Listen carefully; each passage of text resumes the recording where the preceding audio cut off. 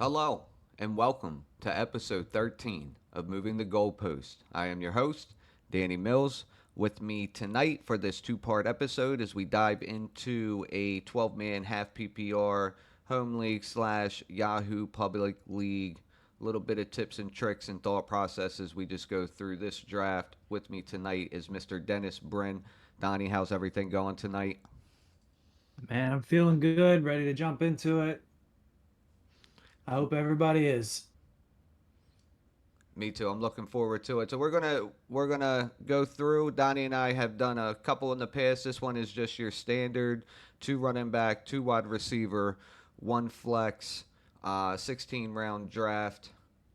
And with that, I think Donnie's gonna hit the randomizer and see what we get. And again, we're using this is Fantasy Pros. This is just a simulated draft. Choose previous drafts to kind of just randomize the order once we get into it. What a coincidence. I have the eighth pick. And we're right on each other's heels. So I have the seventh. Donnie has the eighth.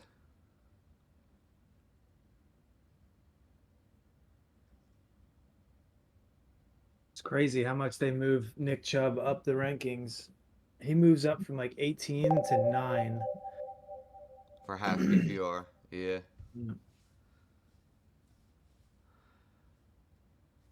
All right. So right off the board right away, we have Justin Jefferson, Christian McCaffrey, which I have seen him go with the two for half PPR. Jamar Chase, Kelsey at four, Eckler at five, Cooper Cup at the 106, and that would actually leave me with my highest ranked player. And this will be an easy click and a quick start for me. Would be Tyreek Hill, who actually Nick and I just did an episode on best ball, and he was my first round pick as my go-to guy. I think Tyreek has a very high ceiling. I think he could be one of those guys that eclipse one of the first guys who eclipsed 2,000 yards receiving. I think he has a target share for it. Him and Waddle are in prime position on a very elite offense with Tua and McDaniels in another year in the system. So I'm going to go ahead and take Hill, and that's going to leave Donnie right behind me at the 108. Yeah, and I like that. We were talking about this earlier, and you have Tyreek inside of your top four. We were talking about, what's the top three, the top four. It's pretty much cemented in, half PPR or full PPR. Probably not standard, but definitely half and full of Justin Jefferson, CMC, Jamar Chase. It should be the top three going in every draft. And then, in some home leagues, you're probably going to see Austin Eckler go for, Cooper Cup go for. You may see Tyreek Hill go for if somebody had him once before or whatever. But personally, I think people are going to, at least from my experience, I've seen a lot of people take Austin Eckler at four. Or I think we will see a lot of Austin Eckler go for Cooper Cup five, which would probably leave Tyreek falling to the 6, 7 spot, at least in half PPR and full PPR. But I think that Justin Jefferson, CMC, Jamar Chase, and I would probably throw Eckler a little bit lower. I think I have Tyreek Hill in half PPR. I have Tyreek Hill at 9 because I'm pretty high on some running backs, and he's like a tenth of a point per game behind Bijan and Tony Pollard for me. But my highest ranked player on the board is gonna be Nick Chubb. I'm huge on him this year. He's my third highest ranked player behind only Chase and CMC for half PPR. I just think the dude's going to see, a massive amount of volume this year in an offense that he's never had. The thing that I think people are going to overlook with Nick Chubb is, everybody knows that he's the best pure runner in the league. It's him and Derrick Henry are the best like north and south running backs. No one can deny that. But I think the thing that's going to be overlooked with Nick Chubb is that the offense is going to be better with if they actually have a quarterback. If Deshaun Watson is 75% of his previous form, then the offense is going to there's going to be attention on Mari Cooper. There's going to be attention on Elijah Moore. There's going to be attention on DPJ. There's going to be attention on David Njoku. So they're not going. He's not Nick Chubb will not see nearly as many 8-man boxes, 7-man boxes, even because they're going to need to defend over the top. So that's why I'm huge on Nick Chubb this year. Aside from the fact that Kareem Hunt is not there any longer. So I'm gonna stop talking and just take Nick Chubb. Yeah, and with Chubb too. I mean, Jerome Ford just went down with a soft tissue injury, and the running back coach came out and said Chubb can play all three downs, and he can play the passing down as well. So if he starts to get receptions, he starts to get bulk of the work, as you said. I mean, pure talent up and down, north and south. He's been one of the best the last couple of years. Deshaun Watson gets back to form. The Browns spread it out. He definitely has number one back upside. Absolutely. Okay, so after Chubb, we do have a little bit of a run of running backs. We have Bijan, Saquon Barkley at 10, Pollard at 11, Stephon Diggs at 12 with the comeback of CeeDee Lamb. That's actually not a bad start for them. Derrick Henry, A.J. Brown, Jonathan Taylor, who right now everything with him is completely up in the air. Some people think it'll come down to a settle, they're going to settle to a 1 year contract, kind of like Barkley. And some people don't think it will get settled. So that one's up in the air. I'm not touching JT any longer. I think I'm just going to stay away from him completely. But with that, that brings Donnie back around, and then I'm right behind him at 17, 18.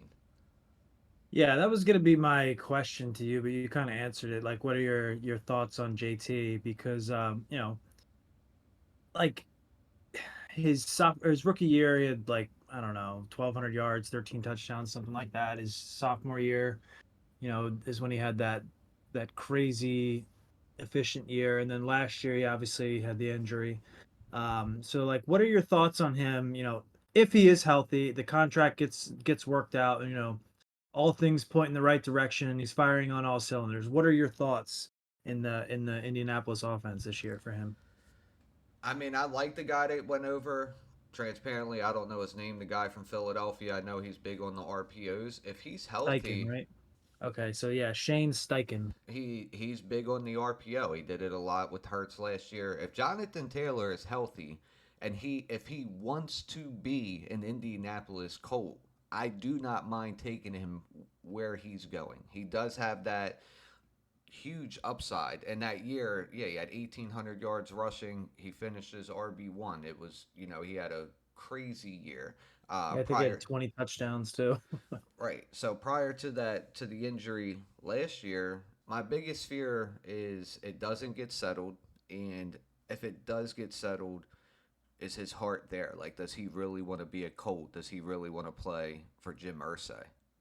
Yeah, no, I understand that, and the thought process for me is like, you know, does Jonathan Taylor have the ability to like is he going to return early second round ADP? Like, who are the other guys that are going in the early second round that I feel are going to return that value that I'm investing at, the 205 or the 204 even. Like the guys that went right before him, AJ Brown, there's little to no concerns about his production. Derrick Henry, he's pushing 30 or whatever, but his role is solidified in that offense. If anything, their offense has gotten slightly better. I'm not huge on Tennessee, but I think that him, AJ Brown, and CeeDee Lamb, I think all of those guys have a much better chance at returning second round or better value. Maybe not Derrick Henry, but I think Derrick's right where he should be. But I think those guys have a better chance of returning second round value than JT because I just don't see like with all the issues again, also I see that they're probably going to be one of the lower scoring teams in the league, I would imagine. They're probably with the RPOs, they're probably going to run the ball a ton. I see Anthony Richardson, if he starts, he's probably going to run the ball a ton. He's a massive athletic human being, so I imagine he's going to steal some goal line touches like Hurts does to Miles Sanders. And you know, I just think that the early second round, I feel is like Jonathan Taylor's ceiling at returning ADP. I agree with that. If he was going third round in there, I mean, he has started to drop into the third round on some platforms, but Yep. again, for me, even right now and at this point in time, just where it's at, how up in the air it is, how back and forth, and how petty the situation just has seemed to got. I don't want to roll the dice on him. Yeah, no, I agree. And that kind of returning ADP or returning value on the draft capital that I'm spending is going to, that leads me into my next decision, which is Devontae, Amon-Ra St. Brown, or Garrett Wilson. So my rankings say to draft Garrett Wilson. It's about a full point per game more than Amon-Ra. I have Devontae, and it's about 2 points more than Devontae. It's yeah, a little bit more than 2 points than Devontae. I think Devontae has been the most raw talented wide receiver for one of for years, but I am not a believer in Jimmy Garoppolo. I just don't see a world where Devonte Adams goes for more than like, you know, 1,200 yards. I don't see them scoring many points, especially if with the Jacob situation. So he's out. Amon-Ra St. Brown, I think he has a chance to um, explode as well. I think that offense is going to be great. Um, I think the choice between Amon-Ra St. Brown and Garrett Wilson is a lot closer than it would be. Like I think in my eyes, I have them two slight like a tier above Devontae uh, point, and I think that for me, Garrett Wilson's chance of finishing as wide receiver one or in the top five wide receivers is going to be a little bit higher than Amon-Ra St. Brown's, and I feel like that's just solely for quarterback play. But I'm not mad at either one of these. Like if it was Amon-Ra St. Brown, Devontae Adams up there, I would happily click Amon-Ra. But since they're both up there, I'm just gonna take Garrett Wilson in this spot. Not a bad selection, which would leave me up at pick 18. Sorry, I was taking a look if I want to break my rule of thumb and take the double Miami stack. We spoke about this last week, if you remember. There's Teams. two stacks that I would be okay with, and almost three with Devonte Smith and AJ Brown. I don't know if I would do that just because I don't know about the passing volume, but the passing volume for Miami and the passing volume for Cincinnati is going to be high. Yeah, So I don't mind it. I just think their pass rate, the target share between the two, and the expected pass rate of Miami is just it's going to be high volume. I think a lot of people are projecting them probably at like 65, 66, 67 minimum for offensive plays a week, which is that's fairly up there in high pace. So yeah, I'm gonna go ahead. I'm gonna take that. I like Devontae. I actually have him ranked pretty high as well, but I'm gonna take the Miami double stack, and I think that'll hopefully let me wait on Tua a little bit. If I learned anything from our last draft, hopefully Tua comes down, and I don't have to worry about somebody stealing him. So let's go ahead. I'm gonna take that now. Yeah, I think Tua is actually ranked as the 11th quarterback, so you will have to take him before somebody else, unless it happens to fall. Okay, I'll keep that in mind as we're coming around. Yeah, because that was a 10 man when he fell to Yep. you. Yeah. Yep. All right, so after Waddle, we have Devontae, Patrick Mahomes, Josh Jacobs, who he's another one who's up in the air that I don't really want to touch too much. Brees Hall, who I like this year. I'm fairly high on Brees Hall. I think last year that he displayed elite talent as well. The thing that scares me with him is that he's not practicing yet, and Javonte Williams is, and Javonte Williams had like way worse of an injury supposedly compared to Brees Hall, so that's a little scary. The Sun God comes off at 211. Josh Allen comes back with Mondre Stevenson, Mark Andrews, Najee Harris, Aaron Jones, Chris Olave, and Jalen Hurts. Which brings me up at the 307. ADP wise, Devontae Smith is the best available. And this is half PPR. So for me, in half PPR, I'm really looking for touchdown dependent. And there's no bonuses, meaning if somebody hits 100 yards receiving, 100 yards rushing, they don't get a bonus for that like DraftKings. I have a couple Yahoo leagues that are like that do have those bonuses. This would not be one of those. So that's something that you want to consider as you're going into it. I'm going to take my first running back here. And it just came out that he was back at practice today. Kenneth Walker, who prior to the draft in best ball drafts was going like second, third round. And then when they took Charbonnet, he dropped to the fifth. So he's somebody that I'm still high on. Pete Carroll always likes a bell cow back. So I think Kenneth Walker, as long as he's healthy, he's going to get bulk of the work. And same thing for him, man. He's shown that he can hit the long one. So as long as he can show some consistency, and I think he'll get the volume there in Seattle. Yeah, he's definitely going to get the volume in Seattle, and that's a great pick. I have him. Let's see. I have him. The four running backs that are on my board right now were Kenneth Walker, Gibbs, ETN, and Mixon. Out of those four, they are separated by a total of 0.4 points per game. So all four of them are ranked pretty. And just a quick rundown. Kenneth Walker, I think the reason they draft a guy like Zach Charbonnet is because Kenneth Walker didn't really show like an insane ability in the passing game. I think they will use Charbonnet in like a third down back.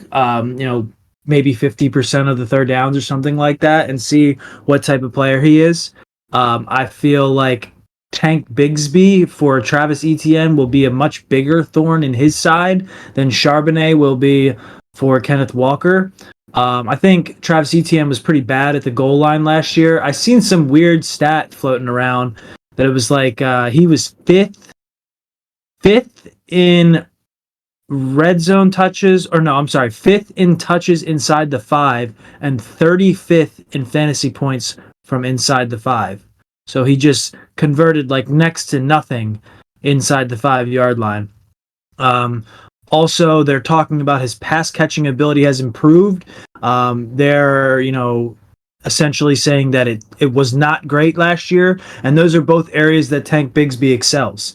So I think he's going to be a much bigger thorn in Travis Etienne's side than Kenneth Walker will have to Charbonnet.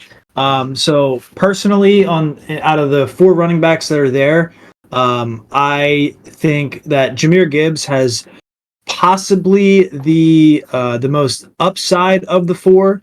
I don't think that there is a world that Detroit drafts a first-round running back, and the way that draft room looked, I don't think that there's a world that they don't use this guy.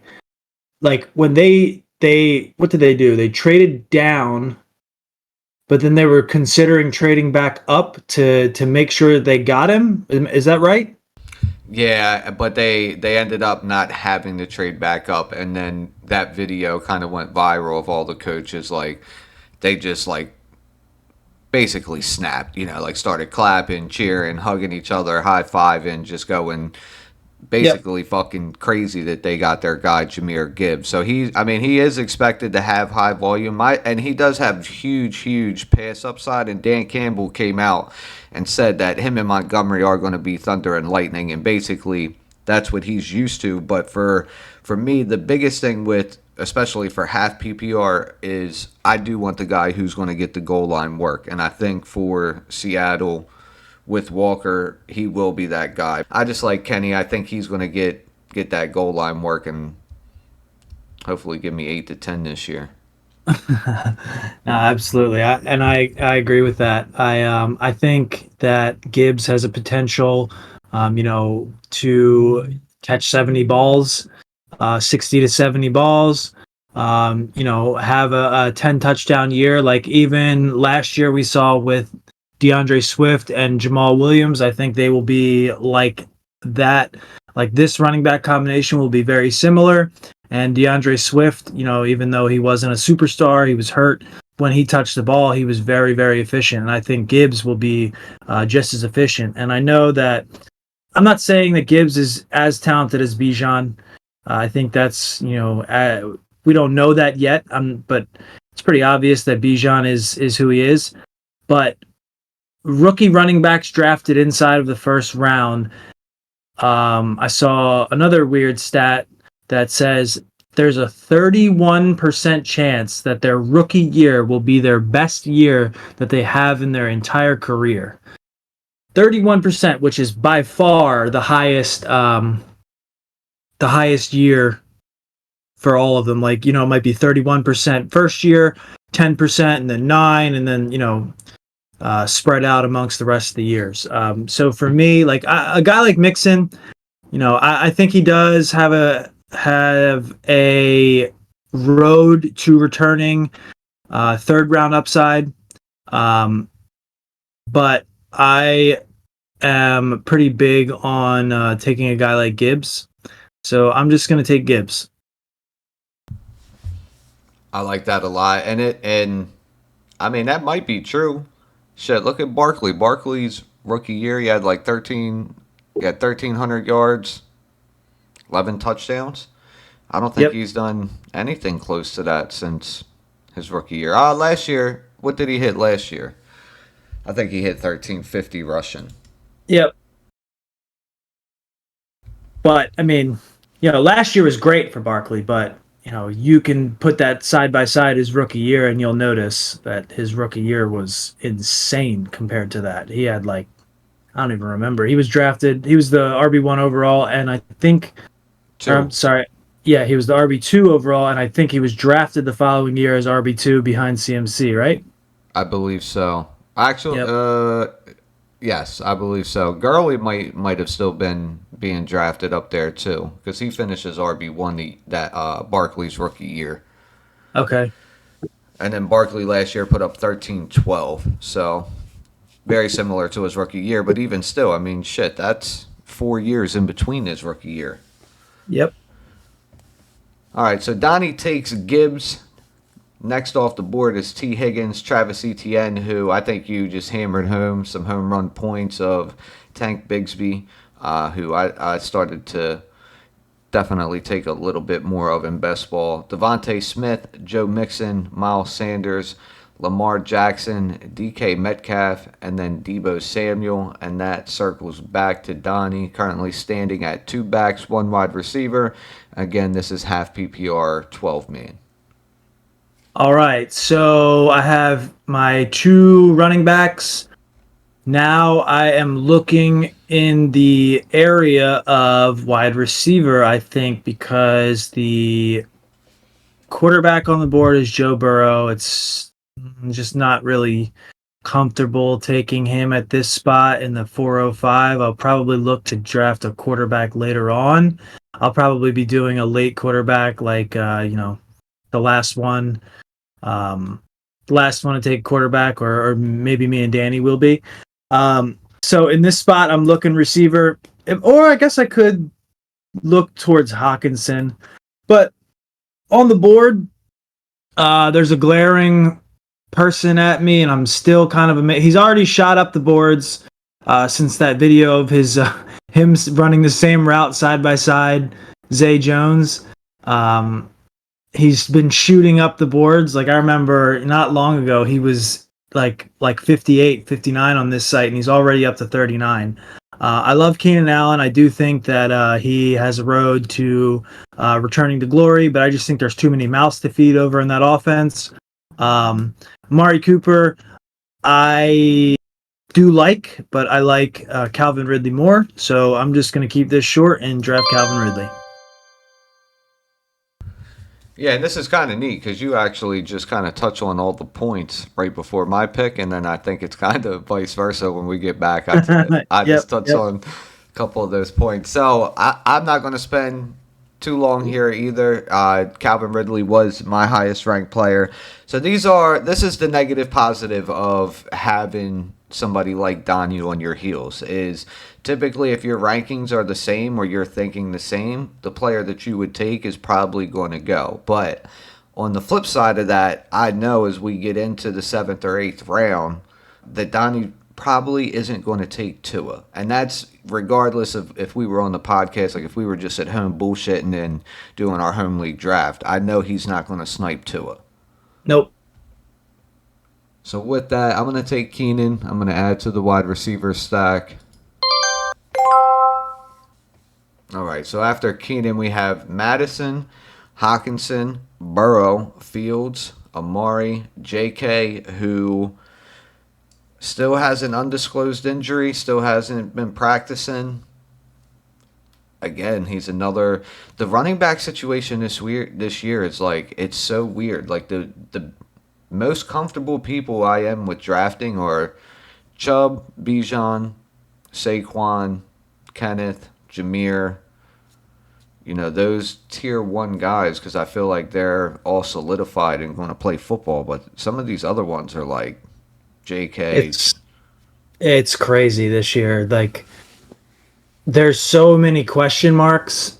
There's just so many question marks at the running back position this year. Like even the guys that were like they had good seasons last year, and then their team goes out and drafts a running back, and then it's like, wait a minute, why did you draft a running back if you know? And then like Stevenson, they're looking to bring in another guy. Like after Stevenson had the year that he just had, you know what I mean? Brees Hall, they're looking to sign Dalvin Cook when he's probably going to be back, week 3, week 4. Like, what are these teams doing? Like, don't they think about fantasy at all? Nah, they definitely ain't think about us when it comes to that shit. All right, and then so after JK, we have Tyler Lockett, Damian Pierce, Chris Godwin, DeAndre Hopkins, Rashad White, and then Big Mike Williams. And that brings me back up. This is an interesting spot. It's a very interesting spot. I have Judy as my highest. Yep. And I like that because that's going to be the week 17 bring back. So if I get them to advance and I get to the championship week, I would have a week 17 matchup too. Remember, this is so this is a good question I think to ask you. And I'm not asking you. I know why you would take Judy, but if someone's looking at this video and they're seeing that you've already drafted 3 wide receivers in a single flex league, why are you drafting another receiver at this point instead of drafting a running back, a quarterback, or a tight end? Like Justin Herbert's on the board at 58 or Cam Akers on the board at 49. Why are you not looking those directions? And again, I know that I know the strategy or the science behind it, but tell the people at home. So for me, I like the depth, and I think it's been proven over the last couple years that wide receivers just have a higher rate of scoring. And like Donnie and I, we talked about this prior to. I just had really good success with the hero RB strategy, meaning you take one anchor running back typically within the first 3 rounds. From there, you're going to stack your wide receivers so you have great heavy depth at wide out. And the biggest reason for it is like last year, half PPR Yahoo, I started Stephon Diggs, came back with Amon St. Brown. Then I had Jalen Waddle, or I can't remember if Waddle came and then Josh Allen, or if I went Josh Allen then Waddle. But either way, just that stack and that depth, even though that filled all three of my spots, and then from there, I still took a fourth wide receiver because I want that depth. I want to be able to be interchangeable with my flex and my wide receiver spot at any time, and I'm going to run wide receiver in my flex the entire year. How do you I feel? love it. Yeah, how do you feel about that? In half PPR, unless like it's going to be unique situations. Otherwise, I'm running a three wide receivers or four wide receivers. I'm running as many wide receivers as I possibly can. And that's just exactly what you said because they just score more fantasy points. And there is, the further you get down the board, there are going to be more wide receivers that put up more fantasy points per game. So like, your 10th round wide receivers are going to average more fantasy points per game than your 10th round running backs.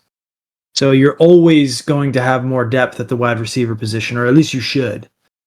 Yeah, and it's that high upside, right? If Sean Payton gets in there and gets the offense to run efficiently, and Jerry Jeudy becomes the new Michael Thomas of that offense and gets peppered with targets, Donnie touched on this. I think you drafted Jeudy last week. He has the talent and the upside to do it.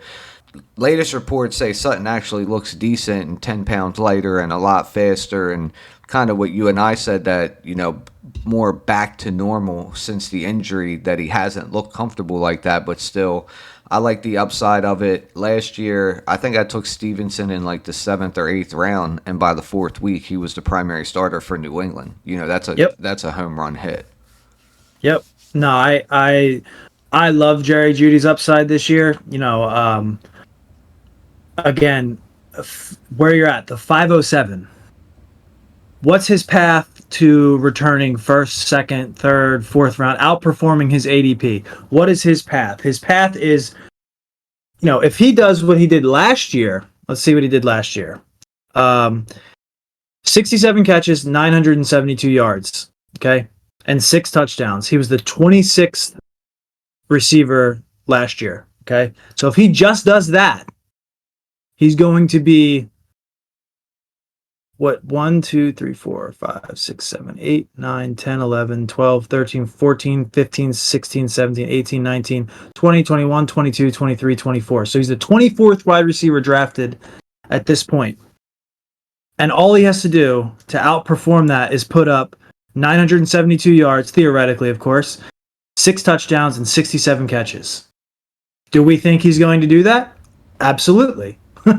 So yeah, that's just, I think he's a shoe-in to outperform this type of ADP as being as the 24th, 25th in that range of receivers drafted. Yeah, I definitely don't think Russell Wilson can play any worse than what he played last year. I mean, it was Please, dear God, no. all right. So that brings you back up, Donnie, at the 508. Who are you looking at here? Donnie, currently 2 backs, 2 wide receivers, 2 of my favorites for this year, Mr. Garrett Wilson and Calvin Ridley. Yeah, so um, still need a receiver. Still need a lot of receivers, but my starting lineup still need a receiver, tight end, quarterback. What's on the board? DJ Moore, McLaurin, Drake London, Christian Watson, Justin Herbert, George Kittle, first tight end available.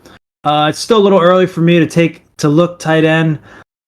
I don't think that it is too early to look towards Herbert, but I'm not looking towards Herbert right now. So for me, I am looking towards Terry McLaurin. I know we have a difference of, not necessarily a difference of opinions, maybe a difference of expectations for DJ Moore. I do have Terry higher than DJ Moore, and I think I have, like, with the receivers available, I think I have Terry and then Drake London, both above DJ Moore. And I think that the beginning of the year last year, Drake London was phenomenal, and the end of the year, I think it was the last. Yeah, here it is. Weeks 13 through 18, he was the wide receiver 20 in fantasy, and he didn't score a touchdown. So he's the wide receiver 1 in that offense. Don't know what their pass rate's going to look like. It might have been the lowest last year. I know their run rate was the highest. However, Ritter has a full training camp. New starter. They were using Mariota last year, so Drake London with Mariota finished as the wide receiver 39, and we are again at the 25th pick at this point. So do I think he has potential to return better than the 25th wide receiver on the board? I think he has a better path to returning wide receiver 25 value or better than the guys before him. I think Atlanta was like in the middle of the pack last year for scoring. Just everything was on the ground. The Algier, Patterson, and what was the other guy's name? Huntley. Huntley, yeah. Yeah, I think all of them guys. It felt like it, at least. It felt like all of them rushed for 700 yards or whatever. But I think Drake London has a breakthrough year. I'm slowly starting to jump on the Drake London train. I have him ranked slightly higher above DJ Moore, and I have a lot of Terry McLaurin, so I'm just going to go ahead and take Drake London. I like Drake this year. I like Drake a lot this year. If they do up their pass rate at all, and if they start to stack the box with 8-9 guys to stop Bijan and Algier and Drake London and Kyle Pitts, if they connect on, I think it's any percentage higher than what Mariota gave them last year, they're going to have a spike in fantasy. So I was actually considering or hoping that Waller would come back around to me, but he goes off the board. So Donnie goes with Drake London. After him, we have Justin Herbert, Cam Akers, George Kittle, Christian Watson, Kyle Pitts, DJ Moore, and then what I would consider the last of almost the elite tight ends, Darren Waller, and then Mr. Scary Terry. So for me, too, just a little insight. So as I'm looking at the board, I see we're down to the point now. There's only there's 3 teams without a quarterback, not including myself and Donnie. So again, I'm just keeping an eye on that. Donnie probably is too, but in 12-man single flex, a lot of people, I don't think I even usually keep a second quarterback. So it's because definitely not. Right. So the waiver wire, so typically it's easy to drop and sub the week that you need to. But we'll see if anybody takes a second quarterback in this draft. Yeah, and honestly, I kind of thought Herbert may have a chance to be there for me, and one of these tight ends that went. Maybe not Pitts. I probably wouldn't have considered Pitts, but I would have considered Kittle or Waller. But now that I'm looking at the board, not huge on James Conner. An inefficient back in a terrible offense, and I think Gannon's going to do some good things for them, but without Kyler Murray, I don't see them being, they're going to be in bottom 5 of pretty much every category. I don't like Connor. I do like Brandon Ayuk. I like Christian Kirk. However, I have Ridley. I'm not really planning on ever starting those two, even though I do have Jacksonville as one of the higher pass rate teams this year. Deontay Johnson, still not sold on Kenny Pickett to draft Deontay here at this point. I do like the upside of Marquise Brown, though, because I believe Marquise Brown has shown the ability to produce wide receiver 1 numbers. However, you're almost making an investment with Marquise Brown because Not saying that Colt McCoy's not capable because he actually did have some decent games last year when he was in. However, I don't know what the road's going to look like with Colt McCoy to Marquise Brown, but I believe that when Kyler Murray comes back, Marquise Brown will return high level value. So I think to me, Marquise Brown is probably my pick at this point. However, since I do have Calvin Ridley, the next person on the board is Trevor Lawrence. I know I said that I was probably going to take a late quarterback, but I think that the Trevor Lawrence and Calvin Ridley combination could be special. And looking at my quarterbacks, let me see where I have. And when it makes sense, it makes sense. Yeah, it's just I don't know. Something's telling me that this is the right pick for Trevor Lawrence. I think I have Trevor Lawrence higher than Marquise Brown.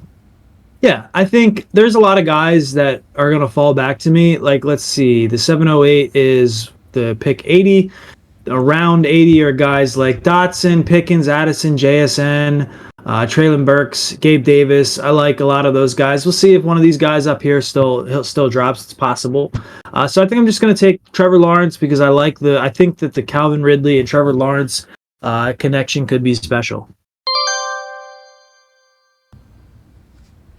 I really like the upside of the Jaguars this year. Trevor Lawrence settled in the Dougie P system another year. Calvin Ridley has looked phenomenal in all highlights. I mean, I know everybody says it. Nobody ever has a bad training camp, but I mean, it's hard to deny, man. When you look at the tape, when you see the difference, when you see his speed, his hands, he's somebody who had very, very high upside again in Atlanta prior to everything that happened and the suspension. So I love the upside of the Jaguars. I love the upside of Trevor Lawrence. I think he's really going to push the envelope this year for a top 5 fantasy quarterback.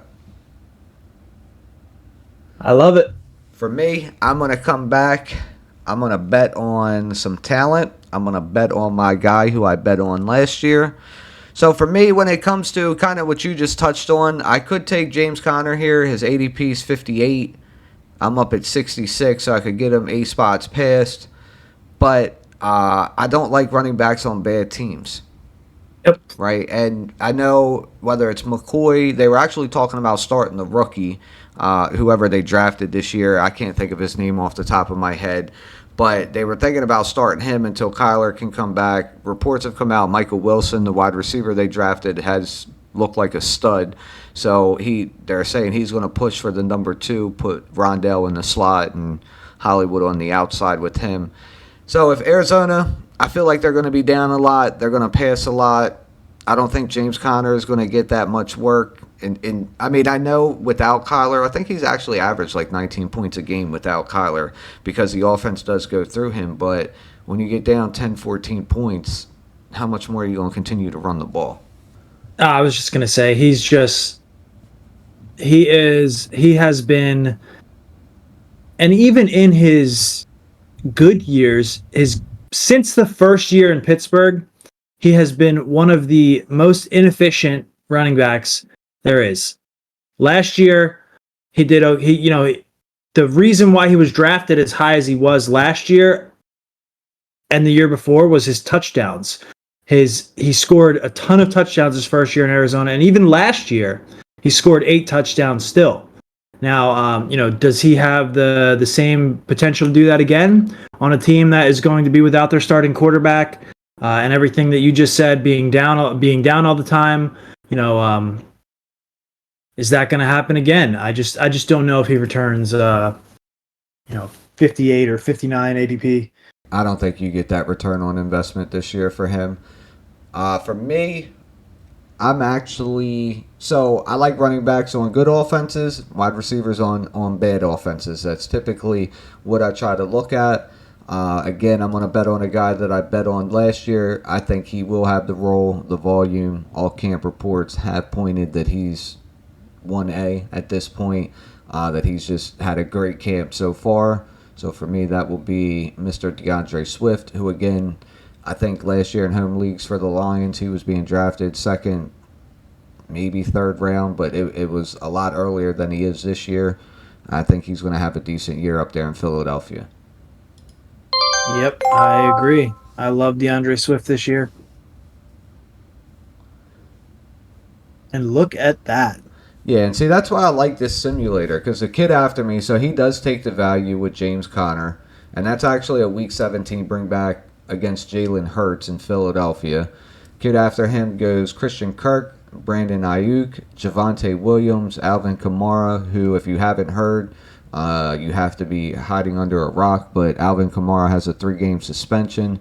Dalvin Cook, who's still unsigned. Michael Pittman.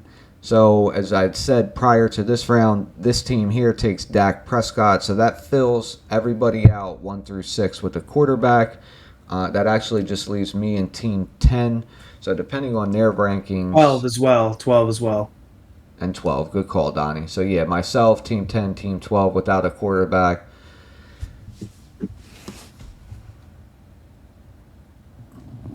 So, if I look at that,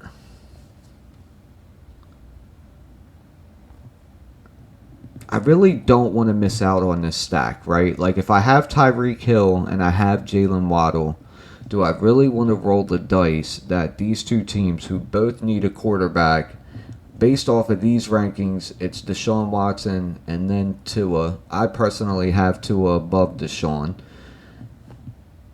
So if they did 2, that's the highest ranked quarterback, and then you have Deshaun Watson, Daniel Jones, Kirk Cousins. So personally for me, I'm not going to miss out on my stack. I don't like taking my quarterback ahead of ADP typically, but again, there would be no sense in me drafting Tyreek Hill and Jalen Waddle if I don't have Tua behind them. Yeah, I don't hate that at all. I do not hate that at all. I was just getting ready to ask if you agreed with that thought process, or do you think you'd go position player and see if Tua drops? There is 4 total chances that you lose Tua there. And where was he at? He was like 98 or something like that. 87. 87. Both of them have their starting lineups built already. Yeah. Team 10 has 3 running backs, 2 wide receivers. Team 12 has 3 running backs, or 3 receivers, 2 running backs, and they both have a tight end at this point. So I don't mind that. I wouldn't also mind you waiting until 8:06, but then it could be too late. There are still some players that have. I would probably look at the board first and foremost because, let's see who they would potentially be targeting. In a home league, knowing that people tend to like to fill out their starting roster and know that they have it, I would probably take Tua. In a more, competitive league, I possibly would leave him there, sitting there, because I think there are still some high upside, potential starters left on the board. Marquise Brown. However, the team 9 does not have a tight end, so they could be targeting Dallas Goedert with one of their picks. But that they don't have a quarterback. I'm sorry. So team 10 and 12, neither of them are going to be targeting Dallas Goedert. There is Marquise Brown, Pickens, Addison, JSN, Dotson, James Cook. I think all players that are, could potentially be targeted. But overall, this is like a 50-50 coin flip. I'm interested to see, can we do this? Hold on. Let me see something real quick. Oh, no, it won't. So on the solo thing, you can do like a redo. So I was going to say we could, I'll make my pick and then see what they do. And then you could, or you could take like a position player and then let it go through and see what would have happened. Oh, that's a pretty neat feature when you do that solo. Yeah, that's on their the solo thing. But anyway, yeah, it's close. That's as close as a decision for me as I've been presented with this offseason. Well, that and like I said for you, I mean, with Trevor Lawrence, I mean, when it makes sense, it makes sense. It's there, Exactly. and ADP isn't just so everybody understands. Like ADP isn't meaning like you have to take that player right at that number. Like ADP is average draft position, meaning typically within this window, this is where this player is drafted. So taking him, like I said, I typically don't like to take quarterbacks ahead of ADP. I prefer for the drop. I could have waited, took in a position player, and probably stacked Russ Wilson later on, but I just wanted to with the high upside and Tyreek and Waddle. So we took him to 8 spots ahead. But I agree with Donnie. I mean, there's plenty of talent, plenty of especially position players. Pickens, Dotson, I'm very high on, and actually, I'm probably looking at either another running back or maybe one more wide receiver to solidify that, but definitely agree with that. But for me personally, in the 50-50, when it makes sense, take your stat. Yeah, and just to touch on ADP. So ADP, I feel like people tend to use it as like they're almost embarrassed if they jump for a player. You know, if somebody's 50 spot or 50, that's kind of crazy. If there's somebody's 20 spots below, but they're like, oh, like this instance, if you know, if it fits their team and they're high on that player, you know, I mean, just for instance, look at Tony Pollard last year. Tony Pollard, what was he probably drafted in? I think in the league that you just invited me to, he was drafted in the 10th round last year. And now look, he's the 111 on this board. So, you know, he returned way over his ADP, and it's possible in every position, just like Tua. I mean, Tua had some ridiculous games last year, and there were games that Tyreek Hill and Jalen Waddle both had 40 plus points. So I mean, I love it. I mean, Tyreek Hill finished as the second wide receiver last year, Jalen Waddle as the seventh. So and to have the connection on those games that they are having, you know, high scoring games, you're going to score 1,000,000 points with this team. Yeah, we're definitely going to ride the wave and live and die by the Miami Dolphins. I think Hill was third last year, half PPR. I love the Tua, Jalen Waddle, Tyreek Hill stack. You know, it's going to be phenomenal. They're going to have one of the highest pass rates in the league. So yeah, I love that. And so for me, what comes on the board, one of the guys that I just talked about still left there is Marquise Brown. Now, the other guy on the board that I could potentially target here is Dallas Goedert. However, thing that I'm noticing here, and I'm willing to gamble on. So in this spot, I'm going to take Marquise Brown because 3 out of the 4 teams that have to pick behind me all have tight ends already. So there's really only the 709 and the 804 that I have to worry about for Dallas Goedert getting taken. In a perfect world, I pick Marquise Brown right here. Dallas Goedert doesn't get taken, and I get Dallas Goedert at the 805. That's in a perfect world. However, we'll see what happens. If he does get taken, then I can potentially target the next tight end on my board who would fit into the Jacksonville stack, Evan Ingram. And I think that there is a world that he gets back to me at the 908, even if I don't take him at the 805. 908 is 104, and he's being drafted at 90 or 95 on Fantasy Pros at this moment.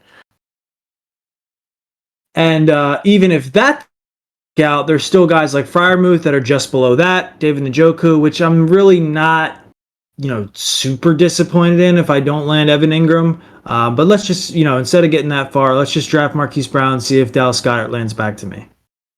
Oh, he does. Yeah, so Donnie takes Hollywood. The rookie Jordan Addison comes off the board, who, if you haven't seen, he wasn't even on the starting depth chart for preseason week 1. Then we have Team 10 and Team 12. They take their quarterbacks. See, personally, if it were me, I'm definitely waiting on quarterback now. I mean, my team just took one, but that's just a personal thing. So Deshaun comes off, George Pickens, Aaron Rodgers. Our first defense comes off at 801. James Cook, Jackson Smith, Najigba, who I'm very high on this year, Jahan Dotson, who even if I weren't a Commanders fan, I absolutely love this year as well. And that brings Donnie back to the tight end that he was targeting, Mr. Dallas Goedert. Yep. And just to say a few pieces of information on Dallas Goedert. I mean, Dallas Goedert last year through for 12 games had 55 receptions, 702 yards, and only 3 touchdowns. So do we think he's going to return better than 8th round value? Do I feel better about anyone below him? The only person that I could make a case for would be Evan Ingram. Because the guys under him, I don't feel like are going to be on in prime positions for like sizable roles like Pat Fryermuth. I don't think Pittsburgh's going to take such a leap that he's going to be so valuable that he's going to outperform Evan Ingram and Dallas Goedert. I don't think there's many points separating these three in general. However, I do think Dallas Goedert has more upside than the players aforementioned, because I do think Philly has a chance to score a lot more points than the rest of the teams. So yeah, I'm just going to take Goddard. So, as I'm looking at this, what's pretty wild is so you have Kelsey up top, who put up 15.4 points per game in half PPR. Then you have the three who we would consider elite tight ends after him, Hockenson, Kittle, Andrews at 10-1, 11-4, 10-3. Then you have another drop-off, and everybody, basically from there, everybody's sitting around. You have 8-8, 8-3, 8.1, 7.4, 6.6.5. Goddard is actually the next highest at 12th. He finished with 9.5 points per game last year. So that's kind of interesting to see. Like that's from tight end 5 to tight end basically 20 at this point. They're all between 7 and 9 points a game, 10 points a game. Yep. And in in instances like that, in that group of guys, you would be picking players that you think have more upside to score more touchdowns. Because if your name's not Travis Kelce or TJ Hockenson or Mark Andrews, you're probably not going to be part of the game plan. Even maybe TJ Hockenson isn't really going to be as much of a part of the game plan as Mark Andrews and Travis Kelce. I think Darren Waller and Kittle will. So out of those guys, those 5 through 20, who's on, like you said, who's on the teams that are going to score touchdowns? And I think Dallas Goedert's one of those guys for me, and Evan Ingram as well. Yeah, I like Ingram a lot this year too. I think them giving him a contract too definitely paves his role or what they want to see. And Doug Peterson, I mean, when he was in Philadelphia, he's always produced decent tight ends, especially for fantasy. So I like that. I mean, Goddard, all reports have said, it's been A.J. Brown and Devontae Smith, 1-2, 1A, 1B, but after them, a lot of targets have been going to Goddard. So that's definitely a good report coming out from them. All right, so as I'm coming back up, I'm going to make my last pick, and that'll close, I believe, for the episode, and then we'll come back. We'll do 9 through 16. I am going to close out with one of my favorite backs to target this year, which is Antonio Gibson for the Washington Commanders. I absolutely love Eric Bieniemy. He has come in there. He's come in with some heat and some fire, some culture, put his foot in their ass, and Ron Rivera came out, said some of the players, basically were grumbling about it. But, a lot of them came out and said they understand the philosophy of it. And I think Antonio Gibson is the running back that is going to prosper from Bieniemy coming over. I think he's going to get the pass down work. He'll get the he'll get the 2-minute work and the 4-minute work as well, and especially the third down work. And that is going to bring a plethora of wide receivers, a lot of Chiefs. So we have Kadarius Toney, who his latest reports state that he will be ready for Week 1. It's kind of good for me with some of the shares I have of him. Brandon Cooks comes off the board after him. Samaje Perine, Treylon Burks, Gabe Davis, who I love this year. Juju Smith-Schuster, who is kind of going under the radar, but he's definitely somebody to keep an eye on. Cortland Sutton, who we touched on earlier. A.J. Dillon, Quentin Johnston, Sky Moore, Jerick McKinnon, and then Michael Thomas. And that'll leave me up at the 907, which is pick 103, and that's where we will be when we pick back up for episode 14. So with that, I am Danny. He is Donnie. We appreciate everybody who takes the time to listen to it. Any support, any like, comment, share, or follow is greatly appreciated. It is free to hit that subscribe button. It tremendously shows support for us. And with that, have a great night, and thanks for coming. Donnie? Have a good night, everybody.